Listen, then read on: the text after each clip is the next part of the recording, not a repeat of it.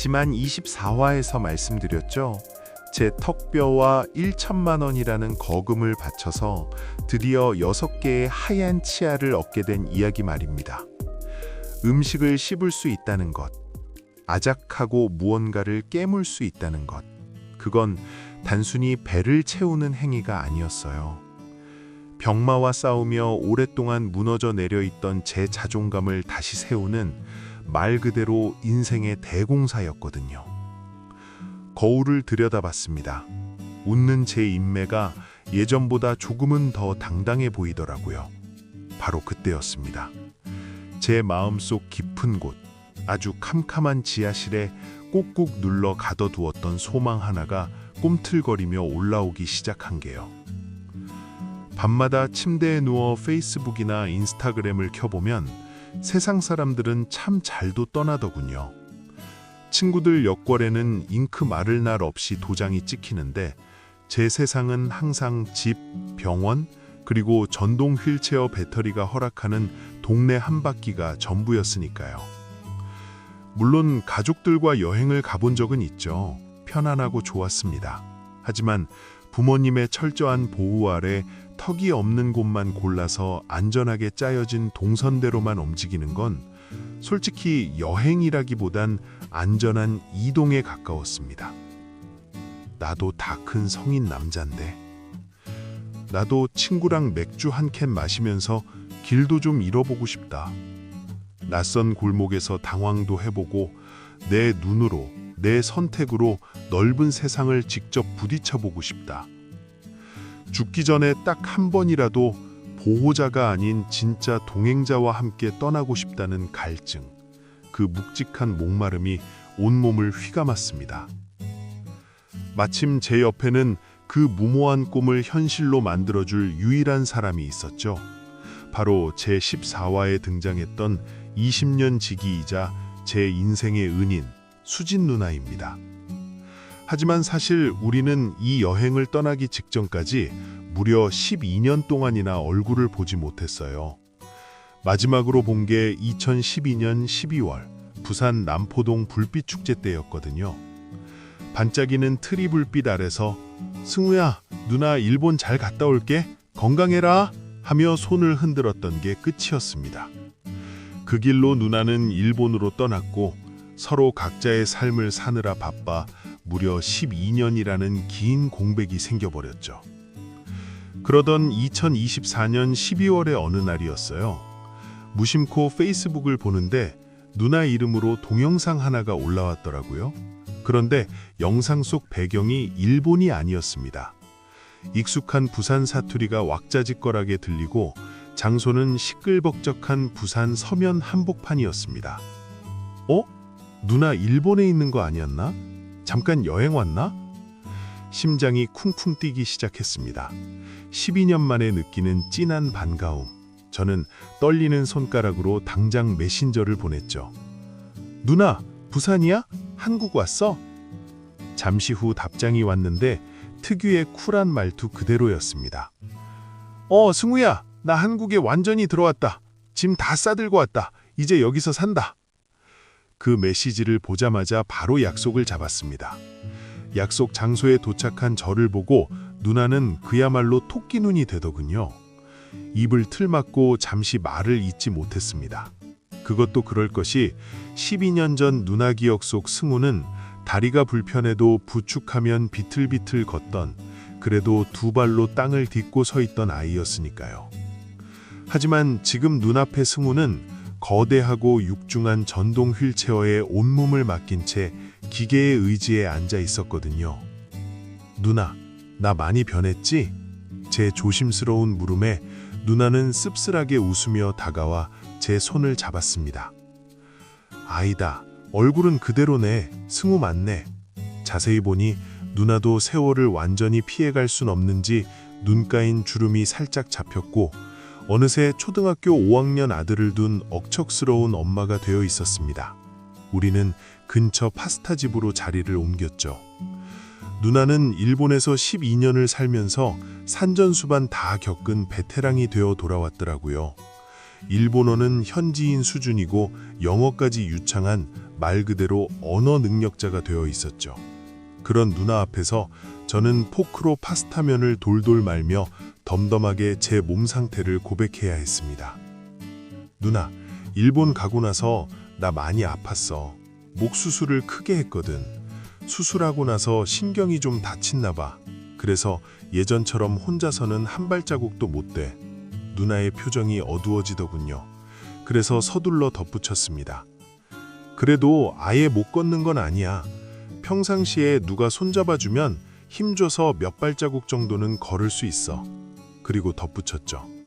식도 문제 때문에 잘 못 먹어서 살도 많이 빠졌고 지금 50kg밖에 안 나가. 제 말을 듣던 누나는 안타까운 표정으로 고개를 끄덕였습니다. 아휴, 그동안 고생 많이 했네. 그래도 아예 못 걷는 건 아니라니 다행이다. 손 잡으면 걷는다 이거제? 알았다. 많이 묵어라. 살 좀 찌자. 그 따뜻한 위로에 저도 모르게 마음속 캄캄한 곳에 숨겨뒀던 소망이 불쑥 튀어나왔습니다. 누나, 근데 나 진짜 소원이 하나 있다. 죽기 전에 친구랑 단둘이 해외여행 딱 한 번만 가보는 거. 휠체어 타고라도 남들처럼 낯선 데 가서 길도 좀 잃어보고 생맥주도 마셔보고 그렇게 진짜 여행 한번 해보고 싶다. 제 진심 어린 말에 누나는 가만히 고개를 끄덕이며 제 이야기를 들어주었습니다.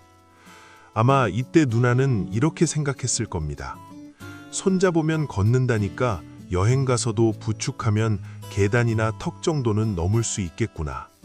저 역시 몇 발자국은 걷는다는 제 말이 여행지라는 극한 상황에서 얼마나 큰 오해와 비극을 불러올지 미처 계산하지 못했습니다. 그것이 우리 비극의 아주 결정적인 첫 번째 단추였죠. 그렇게 첫 재회를 하고 해가 바뀌어 2025년 초 다시 만난 카페에서 따뜻한 차를 마시는데 누나가 대뜸 폭탄 선언을 하더라고요. 승우야, 너 작년 겨울에 나 처음 만났을 때 해외여행 진짜 가보고 싶다 했지? 우리 올해 안에 여행 한번 가자. 누나가 같이 가줄게. 나 일본어 영어 다 되는 거 알지? 내가 네 입이고 귀가 돼줄게. 제 귀를 의심했습니다.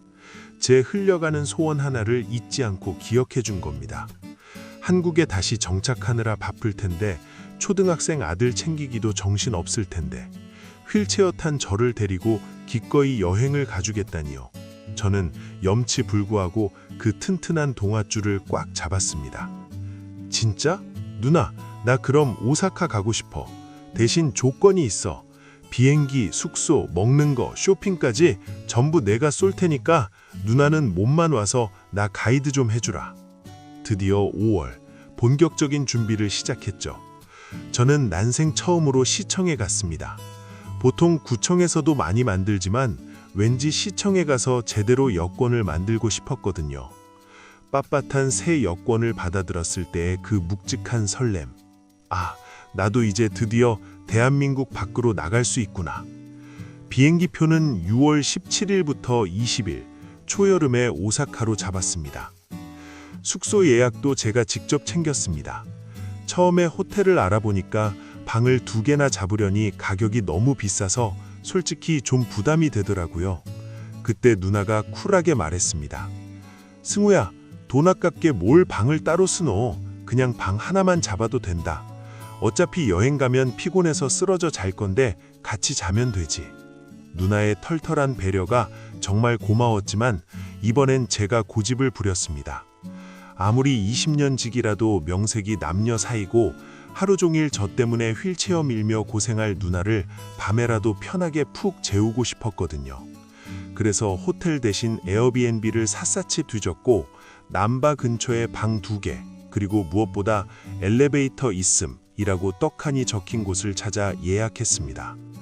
여행의 낭만을 위해 에어비앤비에서 특별한 이벤트도 하나 찾아냈어요. 바로 오사카 외국인 친구 사귀기 모임.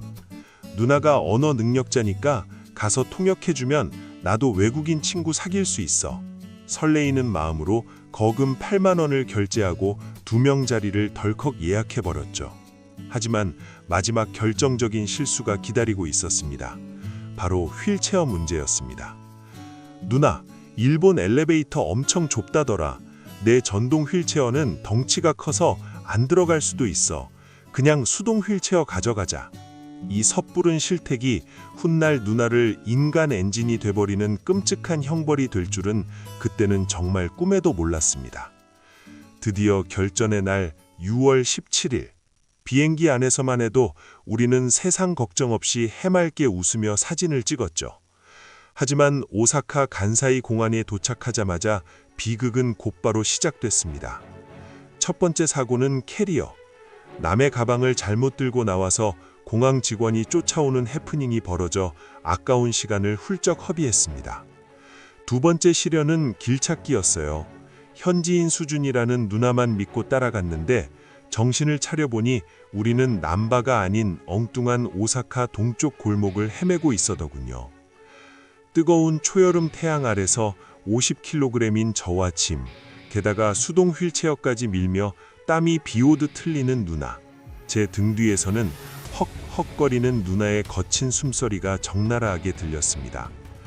결국 두 손 두 발 다 들고 비싼 일본 택시를 잡아서야 겨우 숙소 근처에 도착할 수 있었습니다. 우여곡절 끝에 도착한 에어비앤비 숙소 앞. 이제 엘리베이터 타고 6층 방에 올라가서 시원하게 눕기만 하면 된다 생각했죠. 그런데 숙소 입구에 선 누나가 넋이 나간 듯 멍하니 서 있는 겁니다.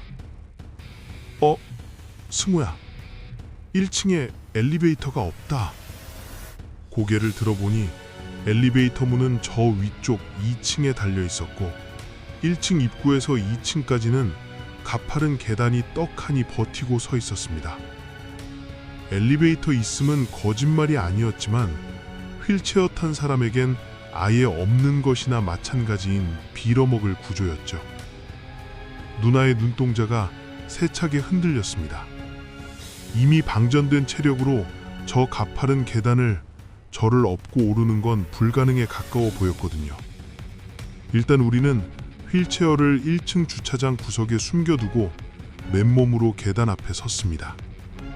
누나는 땀에 흠뻑 젖은 몸으로 저를 거의 짐짝처럼 들러매고 으윽 하는 신음과 함께 한 계단 한 계단 힘겹게 2층까지 올라갔습니다.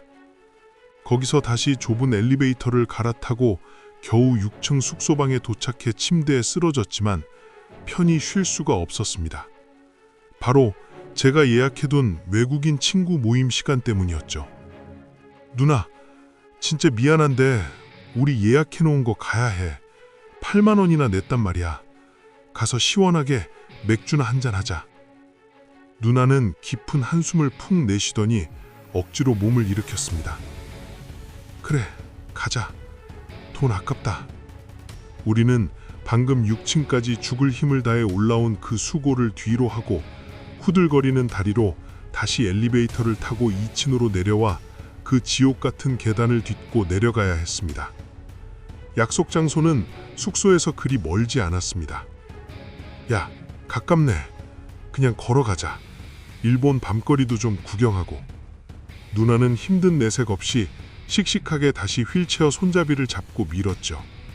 택시를 탔으면 편했을 텐데 우리는 오사카의 밤 공기를 마시겠다며 굳이 걸어갔습니다. 그 길이 누나의 마지막 남은 체력마저 갉아먹는 길인 줄도 모르고요. 드디어 약속 장소에 도착했습니다. 그런데 장소는 텅 비어 있었어요. 외국인 친구커녕 개미 새끼 한 마리 안 보이더군요. 누나가 바로 호스트에게 전화를 걸었습니다. Hello? Where are you? 유창한 영어로 그리고 일본어로 번갈아가며 연락을 시도했습니다. 하지만 돌아오는 건 싸늘한 침묵뿐이었습니다. 언어가 안 통해서가 아니었죠. 애초에 작정하고 잠적한 흔해 빠진 사기였습니다. 아무리 언어 능력자 누나라도 사기꾼이 작정하고 숨어버리니 도무지 손쓸 방법이 없더라고요. 너무 허무했습니다. 8만 원을 날린 것도 억울했지만 이 사기꾼 때문에 우리 누나가 그 힘든 6층 숙소에서 다시 내려와 이 피곤한 몸으로 여기까지 휠체어를 밀며 땀 흘려 걸어왔다는 사실, 이 모든 게 헛수고였다는 사실에 화가 머리끝까지 치밀어 올랐습니다. 누나는 멍하니 빈 거리를 바라보고 있었고 분위기는 순식간에 차갑게 얼어붙었습니다. 누나도 지쳤는지 더 이상 아무 말이 없더군요. 미안함과 짜증이 뒤섞인 그 무거운 침묵. 이대로 가다간 여행 첫날부터 기분을 아주 잡칠 것 같았습니다. 그래서 제가 먼저 입을 열었습니다. 아니, 냅다 질러버렸죠. 누나, 가자! 밥 먹자! 누나가 화들짝 놀라서 저를 쳐다봤습니다. 저는 일부러 더 큰 소리로 씩씩하게 외쳤어요. 마, 8만 원짜리 똥 밟았다 치자. 액땜했다 생각하고 가서 시원하게 맥주나 한잔 하자. 내가 맛있는 거 쏠게. 누나가 그제야 피식 웃음을 터뜨려더군요. 그래, 네가 똥 밟았다 하니까 속이 다 시원하네. 가자, 묻고 죽자. 우리는 근처 이자카야로 홀린 듯 들어갔습니다. 여기서 다시 한번 누나의 진가가 발휘되더군요. 능숙한 일본어로 모듬회 신선한 거, 감자튀김, 두부요리, 그리고 생맥주 2잔을 외쳤습니다. 곧이어 나온 두툼한 회와 따끈한 튀김, 그리고 목구멍이 찢어질 듯 시원한 생맥주 1잔. 우리는 잔을 부딪혔습니다. 쨍! 하루 종일 고생한 것, 남의 가방 들고 뛴 것, 길 잃은 것, 계단 기어 오른 것, 휠체어 밀고 걸어왔는데 사기까지 당한 것. 그 시원한 맥주 1잔에 훌훌 털어넘기며 우리는 미친 사람처럼 깔깔대고 웃었습니다. 그때 찍은 사진이 하나 남았는데 금방이라도 쓰러질 것 같은 초췌한 몰골로 하고서도 세상에서 제일 행복한 표정으로 웃고 있더라고요. 제가 먼저 털어버린 길 정말 잘했죠. 누나가 웃으니까 저도 그제야 8만 원 아까운 생각이 싹 날아갔습니다.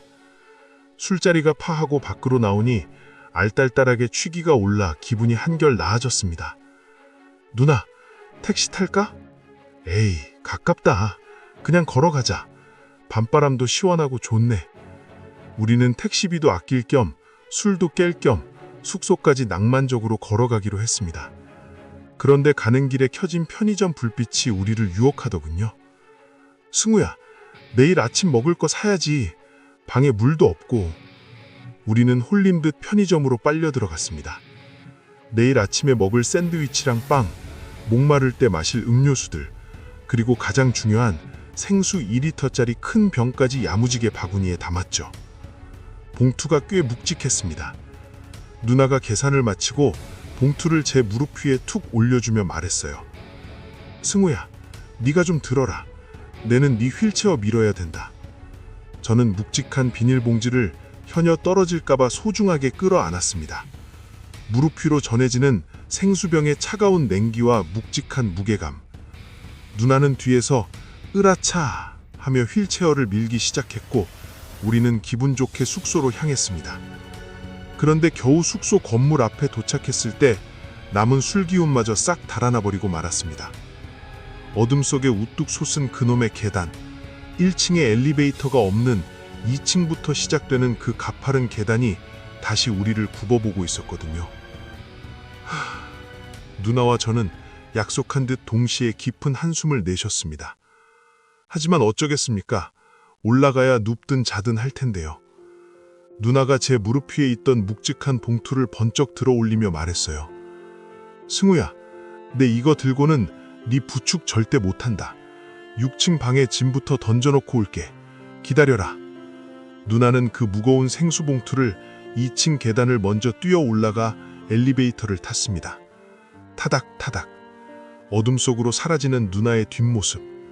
잠시 후 6층 방에 짐을 던져놓고 헐레벌떡 내려오는 누나의 다급한 발소리가 다시 들려왔습니다. 이미 숨이 턱끝까지 차오른 상태였죠. 후. 자, 이제 네 차례다. 온나. 꽉 안어라. 이미 짐을 6층까지 나르느라 팔이 후들거릴 텐데 누나는 저에게 다가와 제 허리를 와락 끌어안았습니다. 단순히 팔을 잡는 정도가 아니었어요. 누나는 제 허리를 꽉 감싸 안고 저도 누나의 어깨를 죽어라 끌어안았습니다. 거의 서로를 품에 안다시피 한 아주 찰싹 밀착된 상태였죠. 간다! 으라차! 누나가 온몸에 힘을 주며 저를 들어 올리듯이 이끌었습니다. 몸이 딱 붙어 있으니 누나의 심장이 쿵쿵 뛰는 소리가 제 가슴으로 고스란히 전해졌습니다. 누나의 거친 숨결이 제 귓가를 스쳤고 뜨거운 삼냄새가 확 끼어쳐 왔습니다. 한 계단 한 계단, 누나의 입에서 단전부터 끌어올린 앓는 소리가 터져 나왔습니다. 단순히 부축하는 게 아니라 제 체중을 온몸으로 받아내며 끌어안고 올라가려니 진짜 죽을 맛이었을 겁니다. 누나, 괜찮나? 말 시키지 마라. 힘 빠진다. 꽉 잡아라. 누나는 이를 꽉 깨물고 저를 더 세게 끌어안았습니다. 짐 나르느라 쓴 힘, 엘리베이터를 타고 내리며 쓴 동선, 그리고 이제 저를 안고 부축하며 올라가는 초인적인 힘까지. 그 좁고 가파른 계단에서 누나는 저를 위해 남은 에너지를 모조리 쏟아붓고 있었습니다. 겨우 2층 엘리베이터 앞에 도착해 6층 숙소방 문을 열고 들어갔을 때 누나는 저를 침대에 눕히자마자 방바닥에 대자로 뻗어버렸습니다. 우리 둘 다 땀범벅이 된 채로 방바닥에 나란히 널브러졌죠. 거친 숨을 몰아치는 누나를 봤습니다. 천장을 보며 허탈하게 말하더군요. 와, 물 괜히 큰 거 샀다. 무거워 죽는 줄 알았다. 승우, 니도 억수로 무겁네. 그 말을 듣는 제 머릿속엔 오직 한 가지 생각뿐이었습니다. 잠깐만, 우리 귀국일이 6월 20일이잖아. 앞으로 3일 동안 밥 먹으러 나갈 때, 들어올 때 6층에서 1층까지 하루에 몇 번씩 이 짓을 해야 한다고? 호기롭게 시작한 20년 지기의 생애 첫 해외여행. 그 첫날 밤부터 모든 것이 아주 완벽하고 처절하게 꼬여버렸습니다. 다음 이야기. 오사카의 밤. 휠체어는 멈추지 않는다. 아무것도 할 수 없는 현실 앞에 뼈저리게 무너진 계획들. 하지만 그 지옥 같은 휠체어 여행 속에서 피어난 맵고 짠 진짜 우정의 이야기. 제26화 오사카의 밤. 휠체어는 멈추지 않는다 편이 이어집니다.